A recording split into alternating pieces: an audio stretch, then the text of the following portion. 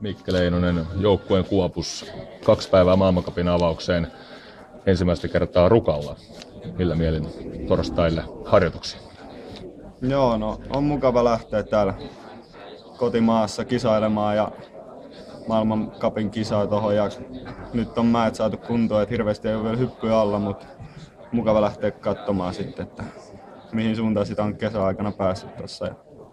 Niin, tuossa lehdistötilaisuudessa puhuit, että lumihyppyjä ei ole paljon alla. Kuinka monta hyppyä olet hypännyt tuosta Rukan HS 142 mäestä? Joo, no nyt ei ole päästy vielä yhtään hyppäämään kelien takia oikeastaan. Ja sitten aikaisempina vuosina tietenkin on tullut treenautua sieltä, että on sieltä hypätty, mutta ei mitään kovin suuria määriä kuin Lahdesta kumminkin, niin ei ole.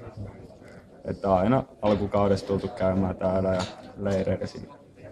Viime kaudella kiersit Continental Cupia jonkun verran. Miten tämän vuoden jaottelu maailmancupin ja Continental Cupin välillä menee? No se saa nähdä nyt, miten alkuvuodesta olisi tarkoitus käydä nyt vielä näitä A-maailmancupin kilpailuja, riippuen tietenkin miten menestyy ja ketä lähtee.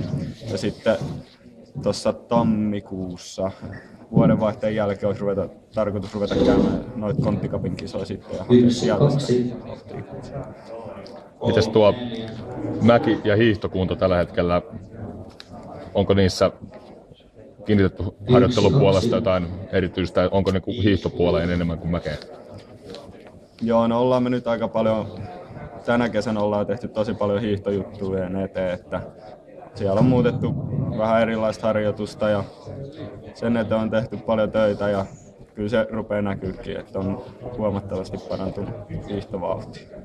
No mites jos kaikki menee putkeen, niin millä sijoilla Mikke Leinonen nähdään?